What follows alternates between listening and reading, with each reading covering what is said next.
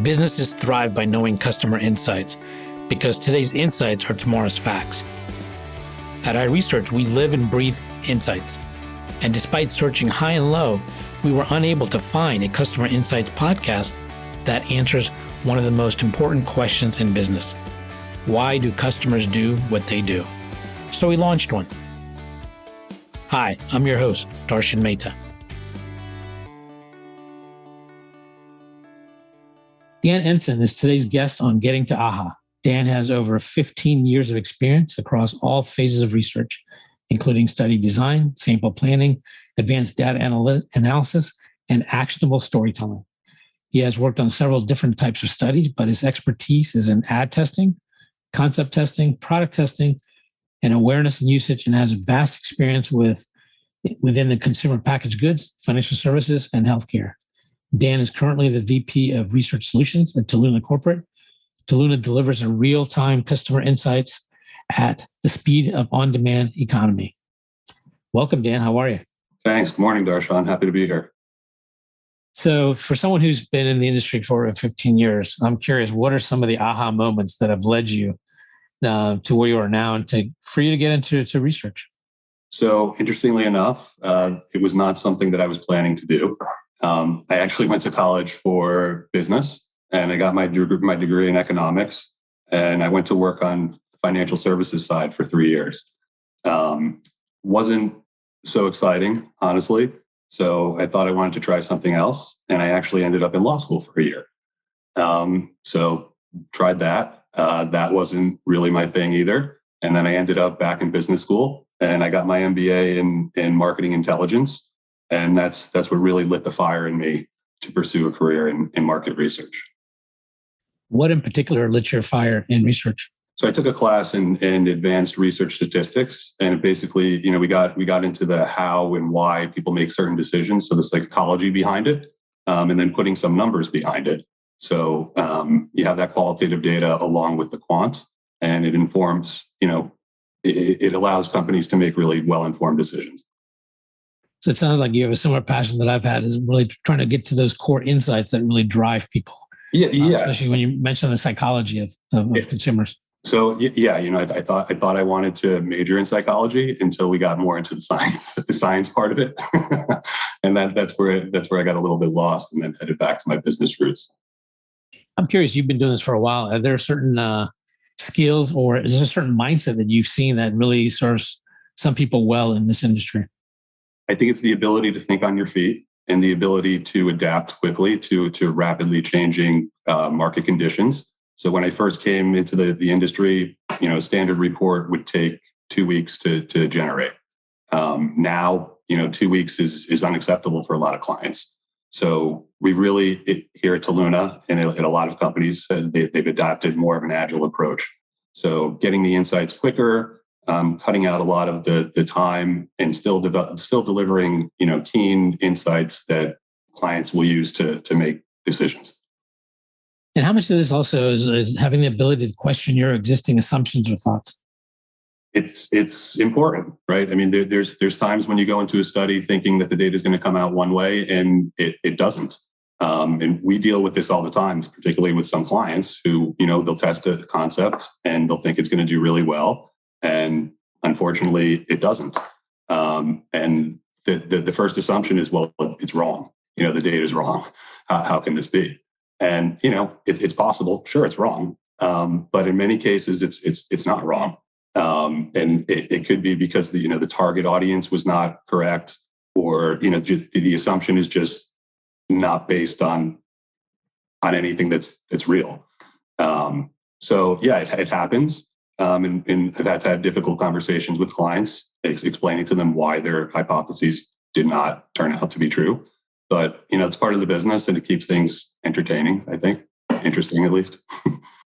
You have experience across all phases of research, including study design, sample planning, advanced data analysis, and actionable storytelling. Which part of research is your favorite, and why? So I like the storytelling, right? Because it really ties everything together in a bow, and you're able to hand something to the client and say, look, here's your answer. But in order to get there, you need a really well-designed questionnaire. But before you get to the questionnaire, you need to pick the right methodology. So it's a combination of all these things that I like. I'm personally on the more on the pre-sales end now. So I'm picking the methodology, determining who the target's going to be, determining what the base size is going to be. And then, then we sit back and we write the questionnaire, or someone else on the team will write the questionnaire. And then study will field, we'll get the data back, and then looking at the data and weaving that data into a story. So it's not like, this is what happens on slide 2, this is what happens on slide 3. It's taking all of that data and making a cohesive story and delivering it to the client. Mm-hmm. So you said there's been a lot of changes since you first started research, more towards agile research. So tell me a little bit about the evolution and how it's changing, and how it's really impacted your business, but also for clients. Sure. And, maybe some of the things that people are doing really well, but some of the things that they really could also improve on. Sure. So when I started out of the industry, there was no agile research really. There were companies who were working on online data viewing tools, but, going back 15 years, I'm not aware of anyone who had anything that was that great, to be honest. So the studies they took longer. The companies, obviously, they had online, they had field trackers, so you'd be able to see how many completes you had at any given time. But accessing the live data and running, crosstabs on that live data back then, it was difficult. Now there's a lot more tools to make, viewing that data in real time more possible. So at Toluna, we have our own proprietary platform that allows, it's called Toluna Start. It allows, the back end is called Toluna Analytics. It allows users to slice the data by different subgroups, apply weighting, and all of this is real time. So the completes come in and you have access to that data within 5 minutes. So very different than when I started in the market. And now, we're able to give clients updates, when they're halfway through field. We could say, hey, this concept is the one that we think is going to win. 50% of the people prefer this one. So, if you need to make a decision today, this is what I would do. Whereas 15 years ago, I'm not sure that we had the ability to do that. So I'm curious that with this emphasis on speed and being agile, has this required a new set of skill sets that are necessary to be able to do it very quickly? So we've had to, at Toluna, we've built some templates that have enabled, more DIY and assisted DIY research. So you're not starting from scratch per se. And we have templates for concept test, pack test, studies like that. So yes, you basically go in and you can program your own study, assuming you're using the template. You can program the study in probably 10, 15 minutes yourself, which cuts off, days and days in the project lifecycle. So you're definitely able to have quicker access to the data and able to get back to the client a lot quicker. Are you finding that with agile research that your clients are doing research even on a more regular basis than before? Yes and no. I would say, so I think we're in a strange situation now. We're in kind of like a post-COVID and we're dealing with inflation right now. And a lot of our clients have seen their budgets cut back. So I don't know that they're necessarily doing more projects per se, but they are doing more agile projects because they're putting more work in on their end because they have to in many cases. But we're providing them with the tools that enable them to do that. Additionally, we do see, a lot of departments have cut back. So we have had an increase in, some of our full service business as well, because, there are smaller teams out there now as a result of this inflation and smaller staffs. So that's where Toluna has come in and sort of lended a hand. If a client is shifting more towards agile research, are there 3 things you advise that they should keep in mind when they're doing that? So I would say knowing who your target is the most important. Not necessarily trying to fit everything into a template.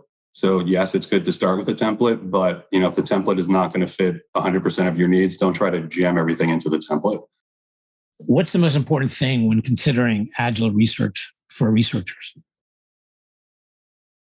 Knowing who to talk to, knowing the type of research to apply. So if you're, trying to test concepts, then obviously you would want to apply a concept testing template. I think those are the main things. And then basically knowing what you're going to do with the data on the back end. So, and again, I think this comes back to questionnaire design. So when I draft a questionnaire, I'm thinking about how the data is going to come back and what I'm going to do with that data. Especially in an Agile environment, you're not going to have a lot of time to work with the data.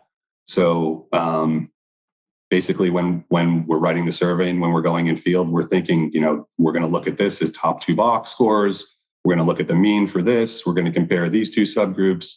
So I think trying to plan out the deliverable or the report in your head is important also. I think that's a really important point, because a lot of times when people are doing surveys, they tend to put in everything that they're curious about, right? Sure. And end up having a very long list of questions, and then they have to start cutting it back. That's right. So I'm curious, what tips would you give someone, to cut that back? But I think more importantly is would you recommend actually doing some sample data and see how they're going to use it on the back end, so they'll be able to focus more on which questions are much more relevant and should be included? Sure. Yeah. So there have been times when we've done sort of like quick polls before we launch a survey, just to see, what is going to be the most interesting component of this study, or to cut down brand lists or attribute lists, just to pare it down from the beginning. So I think that is certainly something that we look to do, especially for Agile research. So you've been in the business of building research teams and putting them together. I'm curious, what have you found are the effective ways to build a solid research team? So I think it's good to have people from, different backgrounds. So we here at Toluna, we have people from traditional market research shops. We have people with science backgrounds. We have people with psychology backgrounds. So I think that's important to have a well-rounded team. We also have people at different levels of their career. So to encourage, further development, I think is important. I think having people who have different strengths as well. So people who have analytic strengths, people who are better at, writing, it's great to have different people on the team to bounce ideas off of. And then of course, everybody has to be responsive and dedicated, and obviously be able to work independently, and is part of a team. So I think those are the most important parts. I want to talk to you a little bit about, you talked a lot about data quality, and I'm curious, first of all, tell us what data quality is. So data quality means that the results that you get from your study are actually accurate, right? So we were talking about hypotheses that did not turn out to be true, right? So, and I mentioned that the first inclination is the data is wrong. Data quality is often put under the microscope. So there could be a lot of things that are going on with data quality. There could be fraudulent responses. So we're in an online research environment. There could potentially be some bots who get into your survey that are just, clicking away and making nonsensical responses. You could have people who are just unintentionally providing bad responses. They just don't understand the questions. Maybe it was a poor survey design. There could be a lot of open-ended responses and people are just bored, or they find the tasks tedious. So we look at a lot of different factors. There's also, we build in data quality checks at Toluna. So we check for straight lining, so people who are just going straight down the page. We look for people who are contradicting themselves earlier in the survey and later on. We include what's known as red herring questions. So these are supposed to be, really easy questions that if anyone's paying attention, they'll get them correct. So an example, if today is Tuesday, tomorrow must be which day, right? So, anyone who's paying attention is going to get those questions correct, but you'd be surprised at how many people actually don't get them correct. Either they're misclicking or they're racing through. So data quality is really important, and we go through and we clean out those bad responses. How many of these types of red herring questions do you typically include? Usually for about one for every 5 minutes of survey content. So if you had a 15-minute survey, I'd probably have about 3 red herrings.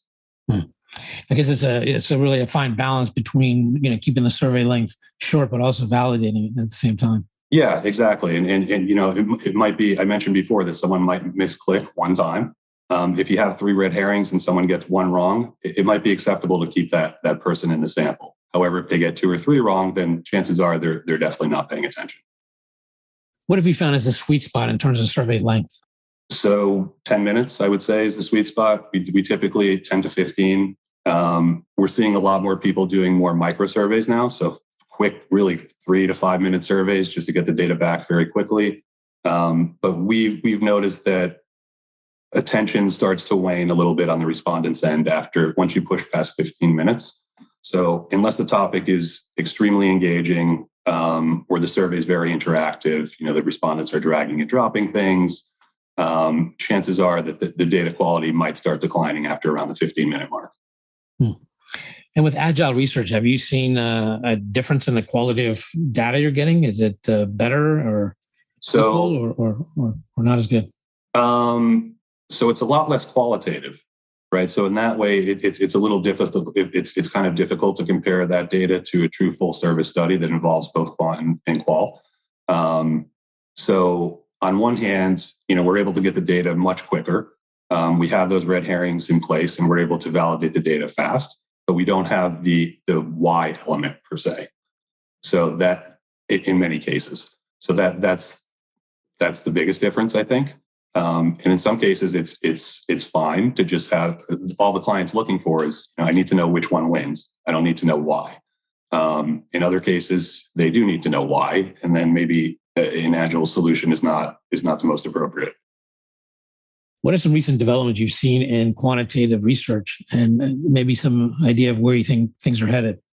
Let's see. So quant research, I've actually seen more on the qual side.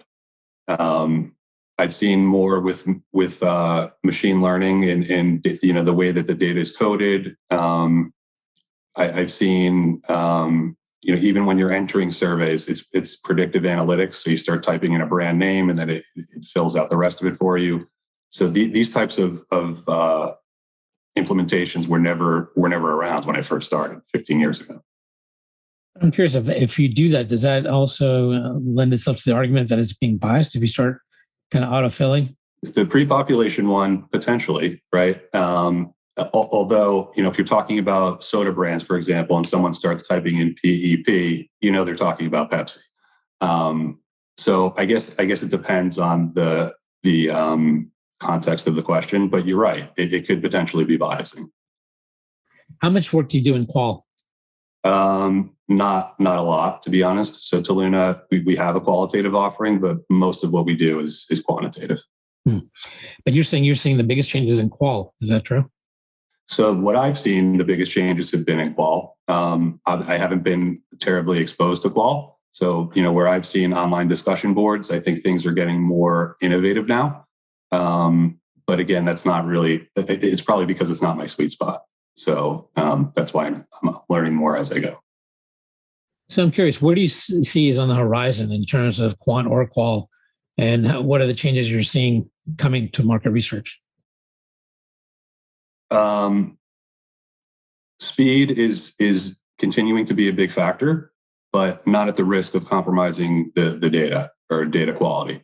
So yes, it's important to get the results quickly, but clients need to be aware that the quicker we go, we're also more susceptible to errors. So yes, we're going to continue to push and go as quickly as we can go, but I think there also needs to be, in the back of our mind, the expectation that maybe sometimes we're pushing a little too fast. So it's impossible to automate everything. I think we're getting to a point where we will be able to automate a lot, but I don't see computers replacing me, hopefully, anytime soon. Yeah, the automation, the speed actually is coming in the area of data collection and launching. But in terms of analysis and interpretation and storytelling, I think that still regards the human element, doesn't it, as much? So to a certain extent, yes. But again, it depends on what the client's looking for. So again, when I first started, we're delivering 100 slide decks that took 2 weeks to generate. Most clients don't need that anymore. So a lot of clients will opt instead for a dashboard, right? So they could have an interactive dashboard where they're able to cut the data by different subgroups and see how their concepts are testing or how their awareness levels are. And that, that doesn't require written analysis. And that's a lot of clients will work with that. On the other hand, there are clients who still want that human element, the analysis. So we can still provide the dashboard, and we can analyze it and provide a written write-up along with that. So it's kind of a compromise. Interesting. What area of market research would you like to delve into more, and why? So personally, my experience is in ad testing, coming from Ipsos. But here we haven't done a ton of that at Ipsos. At Toluna. So just to get back to my roots, I'd like to do a little bit more of that in the future. I like testing trailers, commercials. It's really interesting to me because, we can actually impact how the result is going to change. The client will come to you with what they think they're going to launch in market. And then you test it, and then you say, at the 30-second mark, people found this element very boring or off-putting. And then the client will change the ad, and then you see it in market, and you can say, hey, that change was based on my research, which makes you feel good. Can you give an example of an ad testing project that really made a big difference after you did the testing? Yeah, so we tested trailers for a company that manufactured fitness monitors, and they had a campaign, 4 different ads that they tested, and they were pretty comical, the ads, and some of them were tested better than others, and parts of the ads were reworked, and then all the ads were relaunched, and I actually saw them on air. And, it was a satisfying feeling to know that we had a positive impact on that project. What would you say are the right ways to do ad testing? Because you've done this for a while. And I know sometimes people say, well, it costs a lot of money and I got to spend a lot on production and so on. So what advice do you give them? And what's the proper way to do ad testing? So again, it depends on what clients are looking to do. So at Ipsos, we did a lot of continuous tracking. So we would go into field before the ad aired, and then we'd be in field continuously as the ad built. So we'd be able to track, here's your awareness for this level of ad spend. So that, again, if the client wants to do a continuous tracker, that's how we would do that. You'd be able to overlay the ad spend with the awareness metrics and key KPIs. So you'd be able to tell, when you spend X dollars, you can expect this kind of lift going forward. Or you can do a simple pre-post study where you test, your metrics before your campaign hits. And then once the campaign hits, you test the same survey essentially afterwards, and you're able to compare the results and hopefully, see the lift you've gotten from that campaign. And how about message testing before you actually do final production? How much of that do you recommend that clients do? Again, it depends on some commercials don't have a lot of messaging. Sometimes it's just a visual. Or not everything that we tested is a TV ad. Also, could be just a digital ad with just a picture. I would say though, yes. I mean, if there is wording involved, it should be tested prior to the full commercial or full ad. Yeah. So if you had the opportunity to have lunch with anyone in the market research field, who would you want to have lunch with and why? Anyone within the market research field. That's a good question. I'm not sure I know anyone famous in the market industry field, but doesn't have to be famous. Doesn't have to be famous. Just someone you'd like to, have a good conversation with.